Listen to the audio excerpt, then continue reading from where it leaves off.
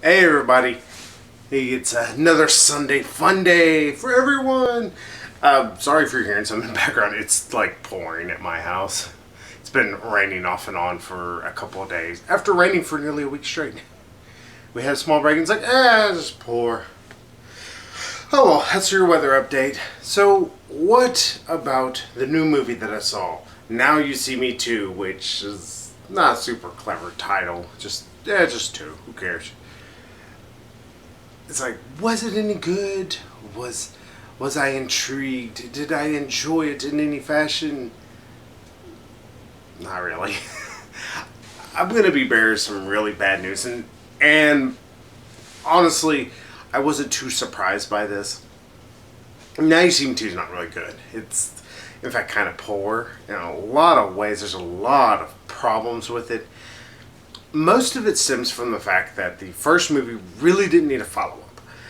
The first movie was a fun, bit nonsensical, but still entertaining farce about magic and about a secret society of magicians that try to do the greater good. And you should totally hear the council from Hot Fuzz saying that at the same time with me or after me. And honestly, it was a fun movie. It was a bit of a revenge flick, and it had some twists and turns. Sure, it's a bit riddled with plot holes, but it's an enjoyable film. The first Night You See Me is rather interesting, and it's one of those movies like, alright, that was fun. This was a very enjoyable film, especially considering when it came out. I think it was in 2014 or so. I've been 2013. I can't remember exactly when.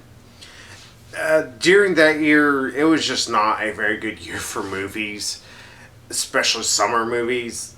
And what I mean is in terms of quality more than anything. And honestly, it's one of those. All right, it's like we had this this is an enjoyable enough movie. Were you gonna love it? No, but were you gonna hate it? Nah. So who knows? Sorry, my TV's on. I can see it flickering in the movie poster there. So they decided, why not? Let's make a sequel. Even though, as far as I can remember, the first one, it made decent money back, but it wasn't like a runaway blockbuster hit. So they decided to go with a sequel. And they decided to get the guy who is not doing so good with big blockbuster movies. You have G.I. Joe Retaliation, a movie that actually I rather enjoyed. Even though it was in production hell for a long time. It was still an enjoyable film for the most part. But I can see where people have issues with it. But I still rather enjoy it, especially since it's exactly what I want from a G.I. Joe film. Charismatic characters, good action, and overall just a fun, dumb plot. That's what I wanted from a movie. That's exactly what I got. And he also did Jim and the Holograms. And you have won the world, or, pardon me, my throat's like dry. It's funny, with G.I. Joe Retaliation, you have a movie that really just, if I'm not mistaken, made its money back. And that's including overseas market and everything. Then you have Jim and the Holograms, a massive fucking bomb. And then you have Now You See Me Too. It's like, yeah, sure, we're going to give the franchise, I guess is what this is, to this guy.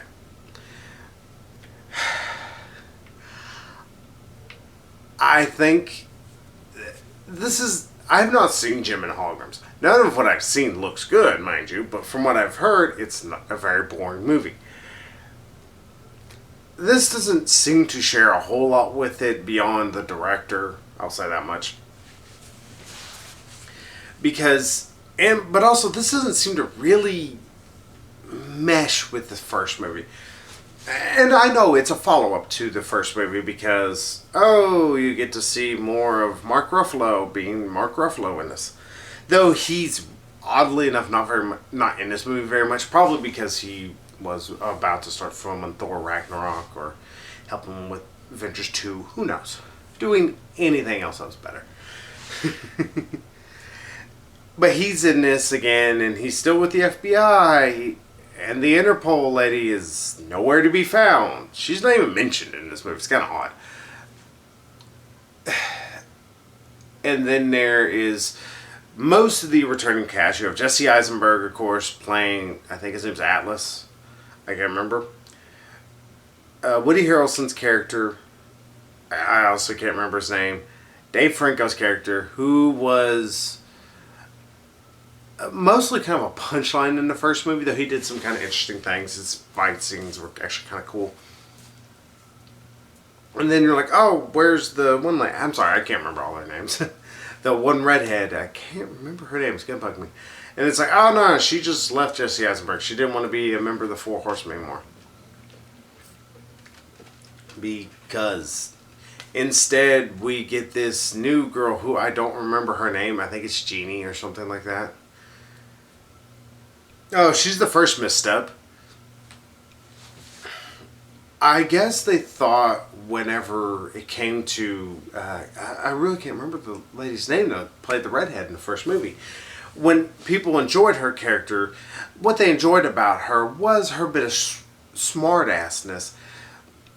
Instead of going with the complete nurse, instead of going with somebody who's a smartass but seems to be able to back up what they're saying, they just decided to go with this over-the-top, egotistical, swarmy as hell woman. And this lady is acting like she's in a fucking kids movie. But this isn't a kids movie. I know a lot of people say, this kind of are geared towards teenagers. This is not a kids movie by any large stretch of the imagination. Because if this is a kids movie, it's like, it's way too confusing for a kids movie. But yeah, they decided to get this new girl. And she's awful. She's really, really awful. There are very few scenes that work with her, and that's one of the worst things. They have her quite a bit in this, and she's just doing the shtick, and you don't care, you don't want to see it. You're just like, why am I having to put up with this? This is just so bad. You're just not putting forth any effort, and on top of everything, it's not funny. That's one of the worst sins that this movie can do, is like it tries to play up more of the humor aspect, where there was humor in the first one, but it was usually accidental, it felt, or it felt like it actually had some kind of a payoff most of the time, sometimes. Here, it forced a lot of humor, and because it was forced, it very rarely, if ever, felt funny. None of it ever felt natural, and half of it was always around her. She just wasn't interesting as a character. Oh, she can do magic, she can do escape tricks, woo! Why do I care? That's part of the problem with introducing a new character like this, especially if you don't have the original actress to come back. Without that lady, we don't get to see her first illusion that they did in the beginning of the first movie, where they all did little magic tricks to show off how good at their particular trait of magic they were. Because of that, and we just hear what she says, and we kind of see it, I guess, in a way. We see like a little that she does, but it's nothing made. It's nothing on a level of what they did in the first movie, in the first opening. Here it feels a lot more forced, and just magically Mark Ruffalo's like, yeah, sure, we'll bring her along, she'll be part of the Eye. Even though, last I checked, they had to do 3 tasks. 3 supposedly impossible task to prove they're worthy of being the Eye. She just does a little magic, and she looks up to them. That's about it. Woo! So they screw up that part first off. And then you get into the actual main plot. First off, this movie does take a little bit to get started, which is kind of odd for a sequel that it feels like it's really just treading water for the first 15-20 minutes, and finally we get the plot to kick forward. And in it turns out that they are supposed to go and get this chip thing. Its console looks like a card, and sometimes I refer to it as a card. So that's nice and confusing. It's like, is it a chip or is it a card? What is it? That supposedly will hack into people's accounts and all this, and need to steal and keep it away from this mega ultra rich company. It's Apple and all this. It's a straight. It is a straight symbolic people of Apple. The only way they could have made it more obvious is if the company was called Orange. So that was stupid. It's like, ah, thanks, man. Just ram symbolism down your throat. And pretty much, whenever they try to do this, they pull off most of it. And then, when they're about to expose the guy and everything, they get exposed and somebody hacks in and sounds like Daniel Radcliffe. So you're like, oh, Daniel Radcliffe's in me. Woo! It's me jerking off a bunch of dicks because whoopee. I know a lot of people are big Harry Potter fans, and that's the reason why he's in this. Even though I will say he's probably one of the more enjoyable parts in this movie because he eventually shows up after they get shown, oh god, they're actually doing magic and doing stuff, and the FBI Mark Ruffalo character's actually working with them. Woo. And everybody just instantly believes this, which is first off kind of stupid. But it doesn't help, like, whenever it's like the main asshole from the first movie who shows up at the last, like, act, the bald guy. He's like, oh, I knew you were part of them. I knew you was... Why? I don't know. It's a weird thing for it to just suddenly do. It's like, he was a jerk off to Mark Ruffalo's character in the first one because Mark Ruffalo seemed to keep screwing up. But now he just immediately suspects him, even though there's been no real proof other than what we saw or what we know as the audience from the first movie. Maybe he watched the first movie and that's how he figured this, but nobody believed him. I don't know, that's another big issue. Although, in retrospect, it doesn't lead to anything. But yeah, they get found out at this convention and, oh, they have to run, and somehow they do this thing where they go through this tube and it's like, oh no, we got tricked and hypnotized. And then we get to meet the other real issue with this movie, and it's again a attempt at forced comedy. And that is, we learn that Woody Harrelson has a brother who he never mentioned in the first movie, who never was brought up. In fact, has a giant plot hole revolving around him. His brother is a hypnotist like him, and he's just over the top effeminate and tries, it's supposed to be acting gay. It probably was meant to be something a lot better than what it was. Boy, is it annoying. Every time he's on screen and he's doing his shtick as his character, I don't even remember his name, it's like Francis or something. It's the epitome of like, this is a gay joke.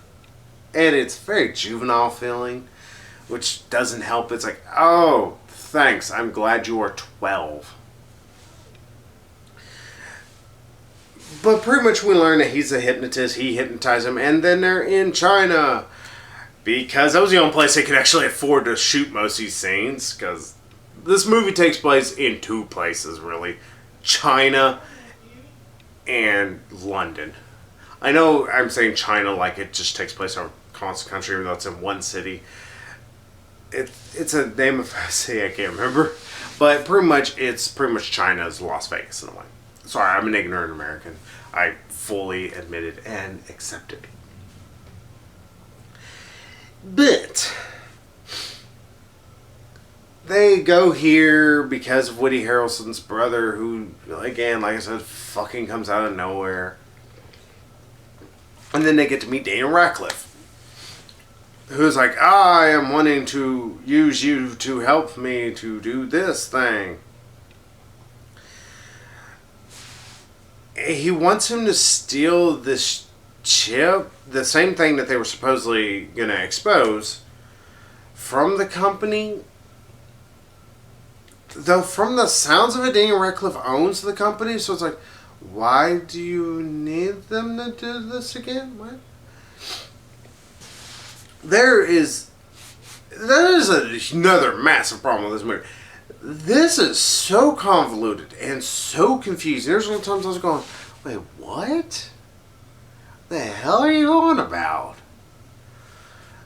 And I know it's probably a lot simpler. I'm just trying to think a little bit about it, and probably that's the issue. But it's just a baffling movie, and it jumps around. People's things keep twisting and turning. Morgan Freeman pops back up because we needed him in this movie again, even though he doesn't do anything till the final fucking last 5-10 minutes of this movie, which I'm going to get into. Yeah, just let I'm just spoil shit out of this movie. Yeah, just so you know, I probably will spoil really, really bad movies or movies I just absolutely love, and I want to just keep talking about everything I love from them. Sorry, it's the way I do. But yeah, Morgan Freeman pops up again just cuz. Then Michael Caine pops up, and he may not be Daniel Radcliffe's dad because this movie's a mess. It's like they had a script and they said, alright, let's focus on this, let's do this, let's do that. And then they're like, alright, no. The first movie had a lot of mystery, intrigue, and who their backer was in a way. And it was a genuine kind of surprise. This one doesn't have that kind of mystery, but it wants to make everything very convoluted and wants to make everything very mysterious. But there's no real mystery, so it just throws a lot of wrenches in there. It's like, oh, we have this simple machine. We could just let it go and just let it play itself out, and it's just going to be your generic second film. It's going to be an alright, not forgettable movie. Instead they're like, no, let's make people remember it by making it confusing. And that's the biggest problem. It's like, actually, I don't remember a whole lot of this movie. I didn't watch it that long ago. It was like about 3 hours ago, if anything, I watched. Not even that, it was like 2 hours I finished it. And I'm just sitting there live, I'm like, why? What? Wait, what? Why? A lot of that was whys. I was so damn confused. And you get Michael Caine in this, and he's just there to be a bad guy. He didn't need to be added to this. He could have just been gone. Daniel Radcliffe could just be working on his own and easily could have at least saved a little bit of the issues if there would have been no Michael Caine character. Or Michael Caine's character was not involved in this film at all. But instead they did that. And like I said, it's a problem actually because Daniel Radcliffe, his character is not bad. He's not written very well, but his acting is pretty good. Sure, he looks kind of like a pedophile thanks to his beard. Sorry, Daniel. You're a great actor. Woman in Black was easily one of the scariest films I've seen in a long time. Sorry, just long takes of no dialogue, nothing but just mood and atmosphere. It was just, oh, so awesome. Dour ass ending. But it's bad that he actually can do some great work and he has fun with his role. He is exactly what you would think of if you had like a Riddler character. And that's what he kind of seems at first, but then it just kind of turns out he's kind of a lackey in a way. And like I said, it just makes a lot of fucking holes, especially with Woody Harrelson's brother and all this, and somehow they steal this thing in the CGI just overflow where they're flipping this card back and forth, and somehow they're doing exactly the movements that these guards want them to do. Who do this? It's like, why would the guard have them do this? This doesn't make any sense. You do this, and then you turn around. That's all you do. And then just do your pat down. Dear God, it's over. This is way too complicated than it needs to be. But yeah, that seems like it's overflowing with CGI, and none of it looks really that good. The first movie had the problem that its CGI wasn't very good. That was one of the issues with it, beyond the fact that the story was a little complicated and it was a little full of holes. This movie is full of a lot of holes, and its CGI somehow looks worse. It's like, how in a couple of years did you end up with worse CGI? It'd be sad they went to the same company and still up with shit. I don't know. Maybe it's thanks to watching films like Captain America Winter Soldier and other things that just pull off some beautiful CGI that sometimes you don't even notice it's CGI. And this movie just ramrods with CGI into your face and does not even try to look real. Some of the shots and whatnot are not very... Or some... And that's... Okay. I'm saying shots, but I messed up my words here, sorry. One of the things that really does grind my gears about this movie, the first movie really built upon the magic and played with it and showed some of it off and here and there with different things they did. This movie, there is no magic really till the final act. It's part of the problem with doing a sequel to the first movie that doesn't follow a new group. When you don't have a new group to become new members of the Eye or anything, we're already seeing their behind the scenes stuff. We're already seeing most of it. So the like card trick thing they're doing to steal this card chip thing is not very interesting. Not only because of the CGI, and the scene lasts way too long. Like, it tries to be goofy, and it's very not. Just because that CGI just blasts you right out of the film, and then just tries to suck you back in, and just conks you back in the face. It's like getting into a fight with a fat guy. It's not good. And no matter what, sweat's going to be everywhere, and anger is just going to be seething through you. It's a weird analogy. But finally, near the final act, they said, oh yeah, this movie's supposed to be about magic, isn't it? So let's let them do some kind of magic things. Where they each show off they're going to do these, they're going to make things do this. Like Dave Franco does this card trick thing. It's actually kind of cool.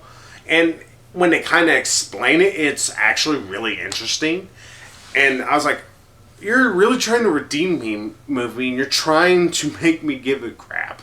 You're really trying to make me try and... Oh, pardon me. Oh, sorry, a little belch. But it was really trying to make me want to care more about it. Problem was, I was like, I'm done. I was done at the second act that just decided to go into convoluted... throws me wrenches into there, and maybe we'll make the machine work better. It's not, it just makes it heavy and makes it unable to work correctly. But yeah, they kind of show, like, Dave Franco has a neat trick. This one girl supposedly was going to make a boat float, but somehow she's not able to, and she just makes a bunch of birds fly, because doves. It literally doesn't go anywhere. It just sits there, and I really don't know why she had to be here or be this useless. I mean, it is strange that all the magic tricks that are done in the final act, pretty much, hers is the weakest. And like Jesse Eisenberg does something that's actually kind of cool, though it also makes a lot of nonsense. In the fact that he's like, oh, it's raining here. I'm going to make the rain stop. And he explains like, oh, I was doing that with these rain machines. Okay, nobody knows these, first off. And second of all, it's kind of weird that people are like, oh, it's raining only in this part of London, but not in the other two parts that we just saw. I don't know. Maybe London's like Texas, because we have that. Like, you can go literally a mile down the road, hey, no rain.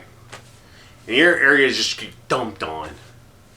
But his is actually kind of cool. Like, he uses strobes to make it look like the rain is not moving, or it's going slow, or it's going back up. It's actually a really cool trick. Even though they do it with CGI, not with actual, with the actual effect itself. Why do it that way? I guess because it looked like shit, is what I have to guess. Then Woody Harrelson has the final trick, because, of course, you want to end your massive trick with hypnosis. It literally is just one of the dumbest things you can think of. I keep using literally incorrectly, I think. But in all essence, what he does is he's like, oh, I tricked my brother into doing this, and we made them think that we were on a plane that they booted us out of, and I thought they killed us. I said, okay, why does this matter? Why'd you have to go through all this? But they show it's because they had to do this so that way they could get away from the police and this, that. It's a little sillier than it needs to be, and his trick is also kind of weak, though some of it's kind of neat. It's not like the one lady, I'm sorry, I can't remember her name. Her trick, which is a non-trick at all. But oh well. But then we get to the final act, or the final bit. This is where I completely was like, alright, whatever goodwill you got from showing off how you did those tricks and actually putting some forethought into them, you lost with this final bit. The whole time we've had Morgan Freeman kind of popping in and up doing this or that. Then Mark Ruffalo brings him to this one place that's supposed to deal with the eye and all that. And it turns out that... Oh, and there's also this Chinese lady who's helping them while they're in China because like a good third or more of this movie takes place all in China. And it literally just kind of sits there and we don't feel like we're going anywhere with the story. Yeah, this movie for some reason stops because we have to over-explain how they're going to steal this stupid chip even though it doesn't lead to anything. Again, like I said, this movie's very aggravating in a lot of sense because of what it tries to think it's doing. And it does feel very magician-like in that sense because it feels like it's putting wool over your eyes and then pulling out going, ta-da! But it's like a magician trying to say, it's like, I'm going to keep this squirrel alive, rip its head off, and then sew it back on. It's alive! And puppeteers it around. That was gross. That's what it feels like. This plot is very dead and it just tries to stick something on it and just, there we go. This will totally work. If I dance it around enough, it'll make you feel like it works. But the final bit, we get to Morgan Freeman talking to Mark Ruffalo again. And we learn that Mark Ruffalo's dad and Morgan Freeman were actually good friends. And they played off each other so that way they could actually make a bunch of monies. What?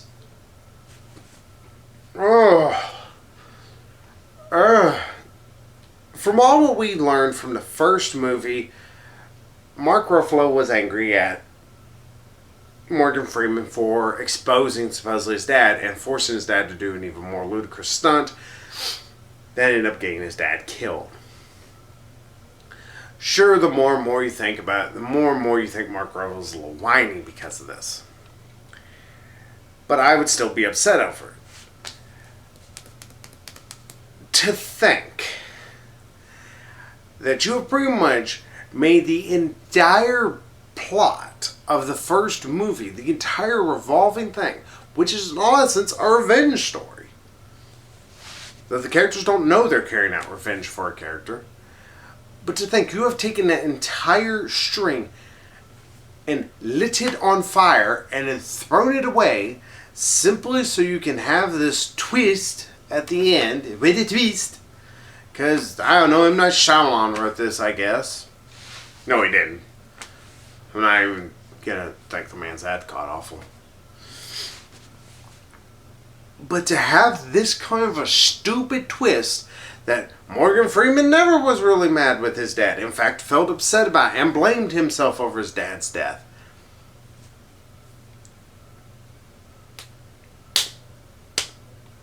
Why? Why would you go this route? And it doesn't make any sense. And even Mark Ruffalo asked the question all the audience is asking who have seen the first one. Because you kind of have to understand this movie. Because this has got too much attached to the first one. And it keeps bringing it back up. For you had to see it so that way you can understand this. That it makes the first one seem pointless. And makes you angry because of it. He asked, well, why didn't you say anything to me about it? It's just pretty much Morgan Freeman's answer. It's like, just got me there. Let's just be pals. No, no, no, no, no, no, no, no. It is a stupid, stupid twist to do to a movie that was actually a good movie. It's like if you watch A League of Their Own, you get to the end part whenever the sister's about to slide in, and you learn instead of her just tackling her sister a little hard, no, she shanks her and kills her. There's no reason to actually have these weird twists, these weird turn of events, especially ones that just pretty much just castrate the first film and make a lot more holes. It's the issue I had with X-Men Apocalypse. It's the issue I had with Batman vs. Superman, which had its own holes that it created for its own movie. Somehow. That movie gets a reward for that. I mean, I don't know how you accomplish creating holes within your own film barely into its start. Hey, it accomplished it.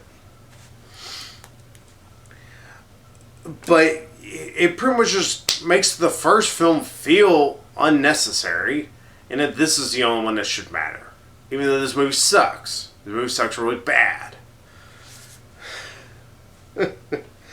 Oh, yeah, this is not an enjoyable film. I know why this is not doing that great in the box office. It did worse than Conjuring 2. I know people are like, well, why don't you go see Conjuring 2? A few reasons. First off, I am one of the few who really didn't care that much for Conjuring. First one had its moments of scariness. In fact, I have a review on IMDb. It might be a little haphazard at times. And yes, I did give the original Conjuring a 7. But I felt really torn between that 7. I felt like it really was at its high points an 8. At its low points, it was a 5. But I said, it had a lot more highs than I thought it lows. But even looking at it nowadays, I don't really enjoy the movie that much. It's not a movie I would ever own on DVD. I wouldn't even buy it if it was up at my local Goodwill or something for like $2. Or if it was at a half price or a thrift store for like $3 or anything. I wouldn't buy the movie. It's not a god-awful movie. It's just, it leans way too heavily on the old archetypes and the old stereotypes and everything from the old movies, such as the original Amityville Horror, even House on Haunted Hill to a certain extent, and 13 Ghosts, and a bunch of other movies that I can't even think of right off the top of my head, but leans way too heavily on those to the point that this feels less homage and a little bit stealing from. So I wasn't looking forward to seeing Conjuring 2. The trailers just looked like it was a boo fest, and I'm sorry, I don't care. Not only that, but I've not seen a whole lot of horror movies from the summer blockbuster months in recent years that have been very good. Conjuring is maybe one of the few exceptions, and even then, it wasn't even really good. It was alright. It really should be lower than a 7, but I'm going to stick with a 7 because that's what I feel still. So I wasn't looking forward to Conjuring 2, so I wasn't even going to bother with that one. And then there's Warcraft. I probably should have seen Warcraft over this movie. Even though Warcraft, every time I see a trailer, it doesn't look real good. Talk about CG heavy movie. But I was curious enough about it. So, maybe there might be a review of Warcraft tomorrow. I don't know, there might be. I probably should have seen that. But hey, at least I can say I saw Now You See Me Too, and I could say, don't see it. Don't see me too. Yeah, it doesn't do any of what it should be doing good. Its writing is a bit subpar. The acting is fine throughout it. Woody Harrelson's gay impersonation when he's his brother, I guess that's what that is really, really off-kilter and does not work. The lady that's in this, I'm sorry, I don't remember her name even. She's pointless. Oh yeah, and her and Dave Franco have a magic romance that just springs the fuck up out of nowhere. So that's enjoyable.